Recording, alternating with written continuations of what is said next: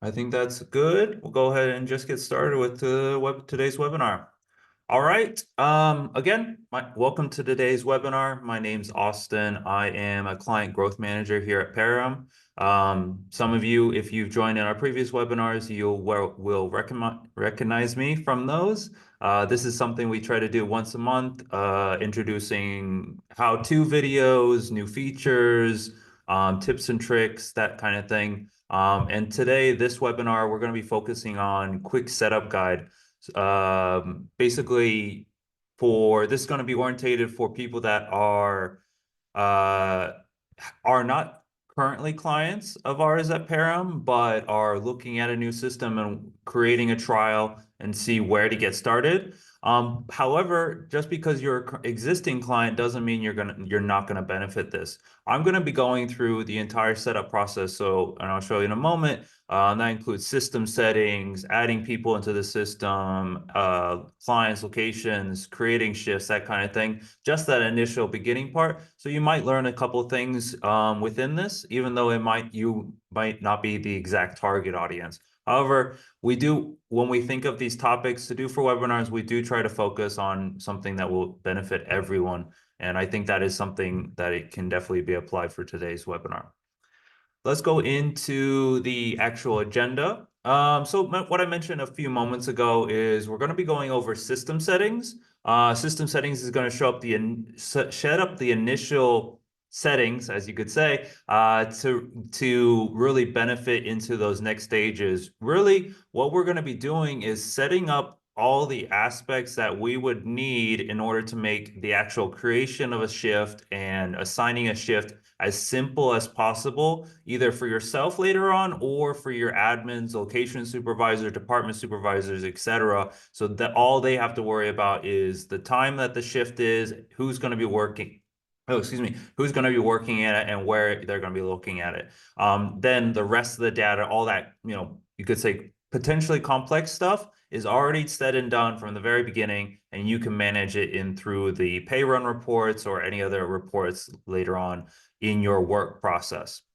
All right, yeah, like I said, system settings, we're going to then add some people into the system. Then we're going to manage client and location setup. So add just one of those. Then I won't dive deep into pay rules, but I want to set up a super basic pay rule and show you how that gets applied. Again, setting up these things early on and then makes it automatic when we do create shifts, and then creating our first shift. And then at the very end, we'll leave a couple of minutes for actually Q&A session. Any questions you might have, that sort of thing. Oh, apologies. I forgot to mention my colleague Alo is here. He is joining us on the call. So if you do have any questions, feel free to click on the questions and answer section, type your question in. He'll be happy to answer those live during the webinar. So I do apologize, I didn't introduce him earlier. He also does join me on all our previous webinars as well. So we do have questions that can be answered during today's webinar, and we will save a little bit of time at the end. All right, so that being said, let's go ahead and dive in. What we're looking at right now is I've gone ahead and just created a brand new trial site from scratch within PARiM. If you're new to PARiM, if you're exploring systems, you can certainly do this by going through the PARiM website and clicking on trial. This will give you 14 days to do exactly what we're doing right now, play around with the system, play around with our app as well, that kind of thing. I'm not going to go into that too much detail, but this is how I got here. I went ahead and set that up. All right, so like our agenda said, let's go ahead and start into the system settings. So we're going to find that in the top right over here. You're going to go to the person icon, click on system settings. Again, I'm not going to be diving deep into each one of these aspects right here. I'm just going to be giving you the basics that you would need to get up and running as a business, as as someone who's trying to explore PARiM and get the full experience within those 14 days. So let's go ahead and go into the first section, which is going to be shift assignment.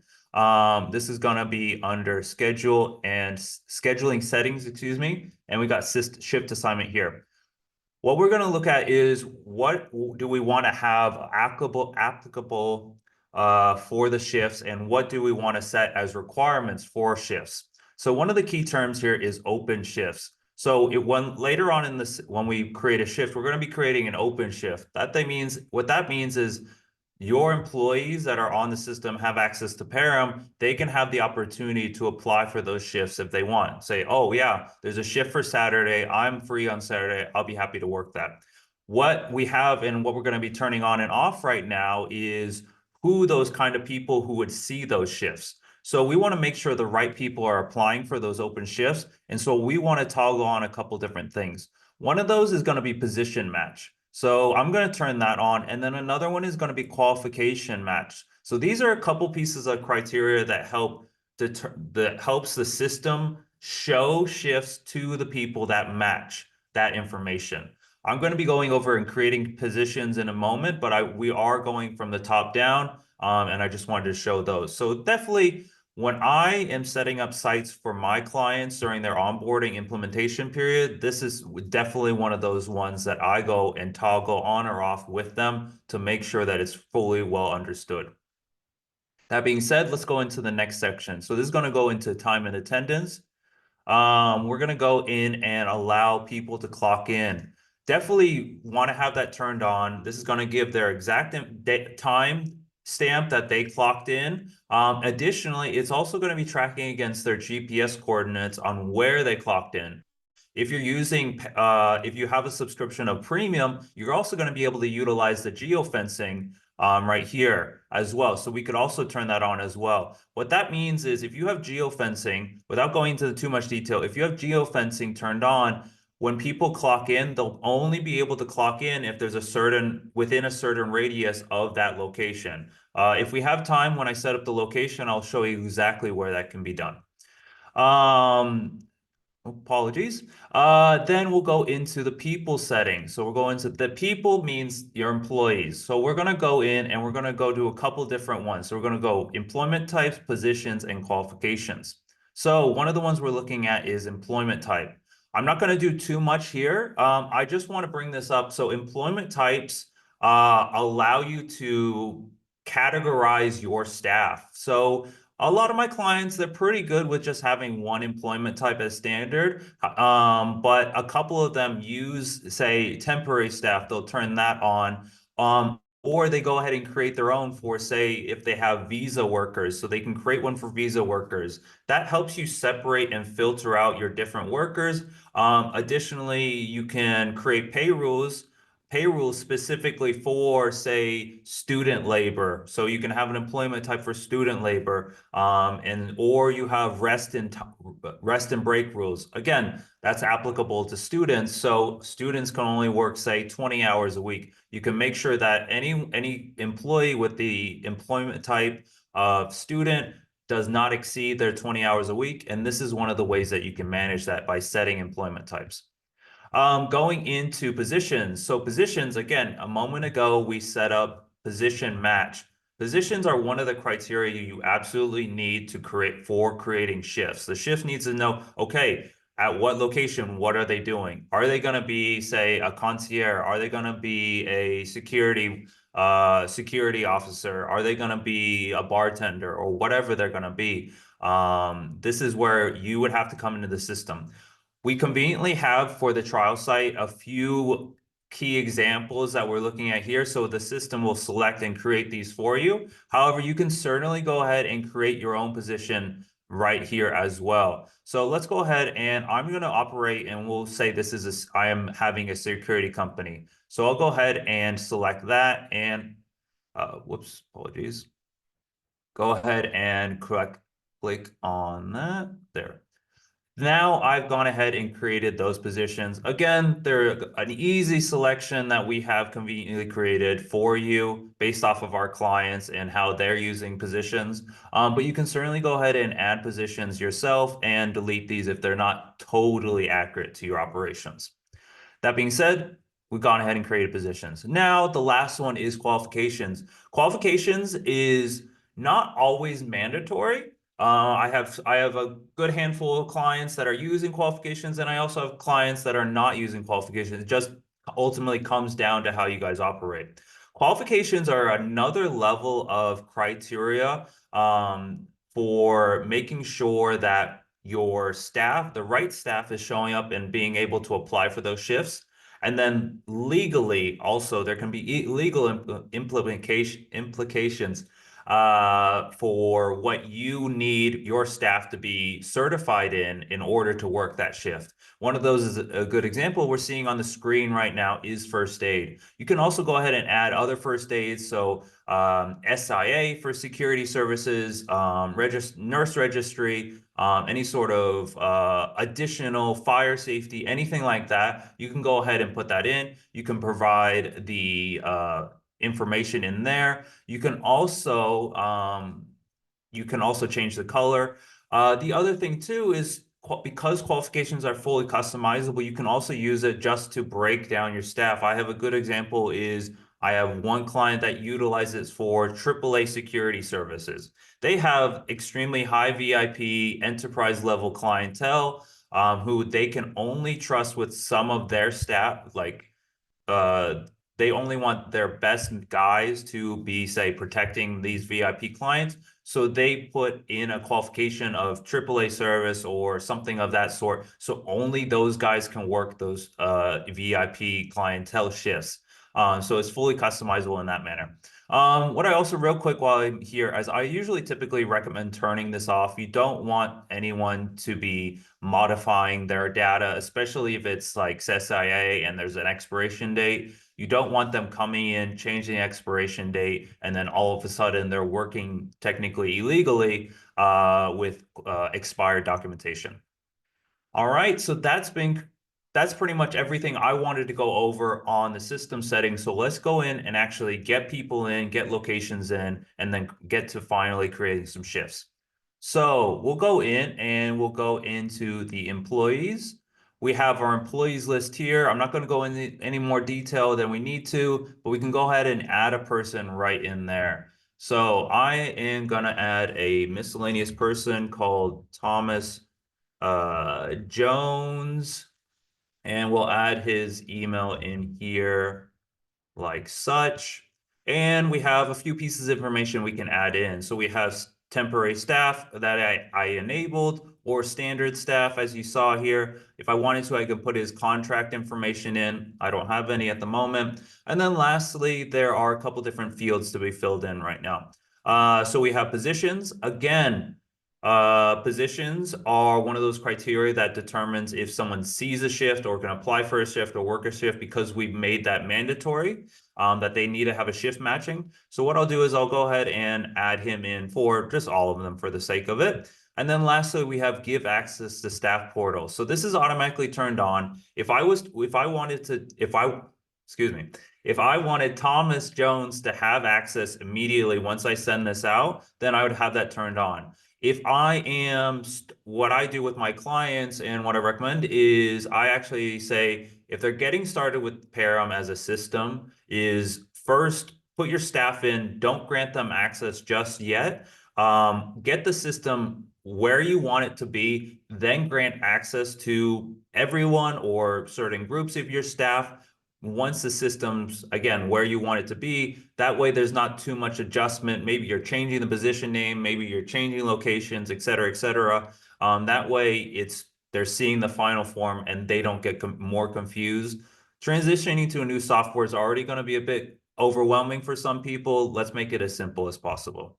All right, let's go ahead and save and next. A little bit of additional information, but we can go ahead and skip that for later. A little bit of, again, more additional information. So we're looking at that right there. Now we can either go to the people's list and select him from that list, or we can go ahead and just see his profile. This is that profile here.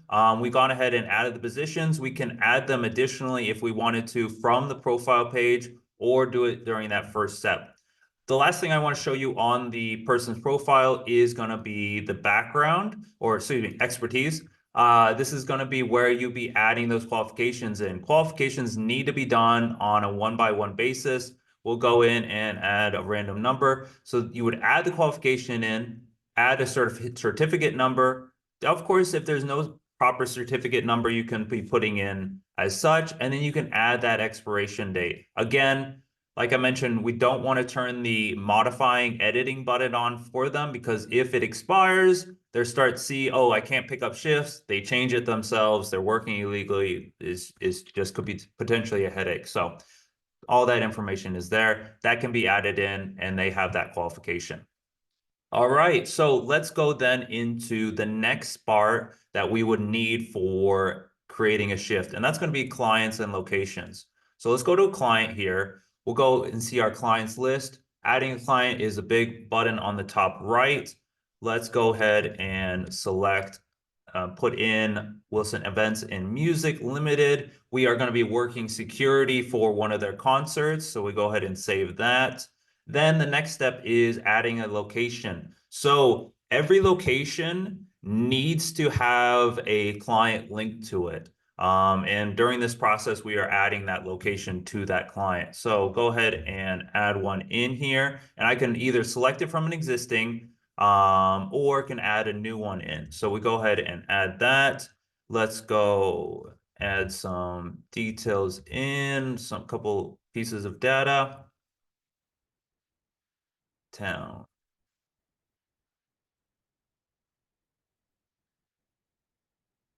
Wait, London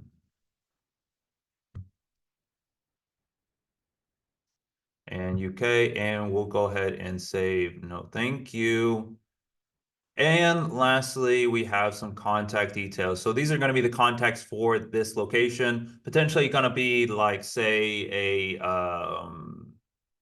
manager, venue manager, or head director, etc. We'll go with some nonsense here. There, just like that, because of course it's just a dummy. And then go ahead and save. Lastly, oh, and we want to assign them to that location itself. I won't go into too much detail. I definitely have done webinars on it, but we also have client portal. That means that John Smith would be able to view any sort of shift information, who's working that shift, shifts that are assigned, unassigned, etc. They would be able to view that through PARiM. Of course, it would be very limited data. They would only see the information that's crucial to them. Let's go ahead and save it. Now that has all been created. So we've gone ahead and real quick, let's go into the location itself, and I will show you exactly what I mean by that geofence. So we have geofencing turned on. That means staff can only clock in if they're within that radius. So if they're down the street here, if they're on the other side of the park, then they won't be able to clock in. They can only clock in with this radius. You can also go ahead and fully adjust it if you need to as well. All right, let's go ahead and create a pay rule, and then we'll go ahead and create a shift. Let's go into, go back, go ahead and create a pay rule. All right, creating pay rules can be created on a variety of levels. I'm not going to go into the details. We're just going to create a simple one based off of a person. So go into the person pay rules, go ahead and create this. This is going to be assigned to Thomas. He's working as a security guard.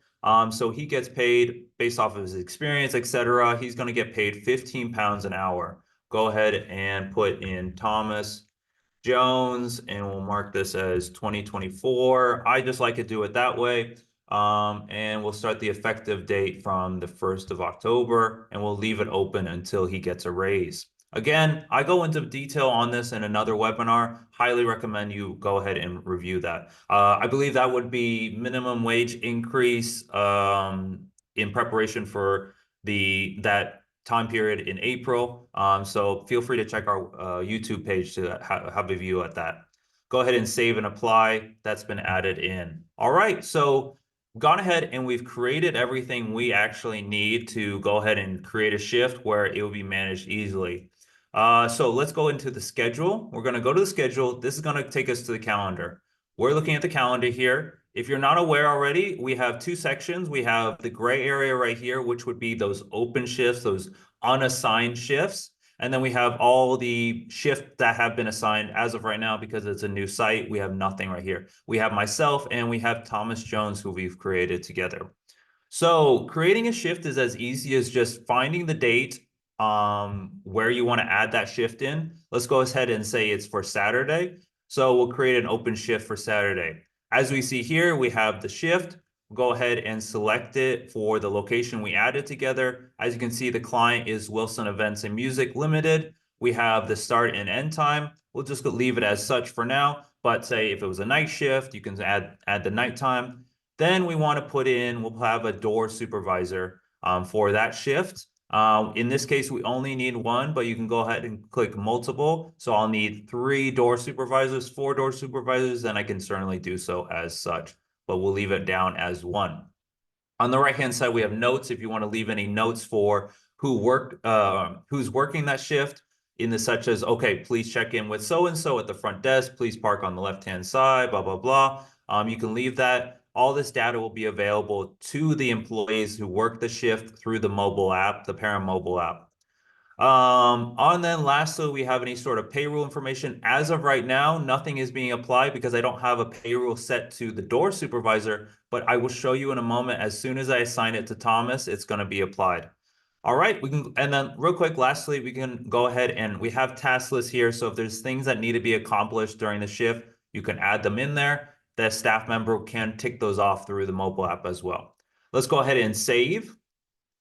So right now, nothing has really happened. We just click save. What I want you to know in the background, anyone who matches that criteria that I've been talking about, who matches the position, matches the qualification, anything like that, they, on the background, they are receiving notifications through the mobile app saying, hey, there's a new shift available as a door supervisor at the Emberley Event Hall. Do you want to apply for that? So that is something that we have. You don't have to send out communication, but if you really want to, you can right click and send an invite to available people. This would go to all the recipients that match that criteria in your system, and that will be in an email format.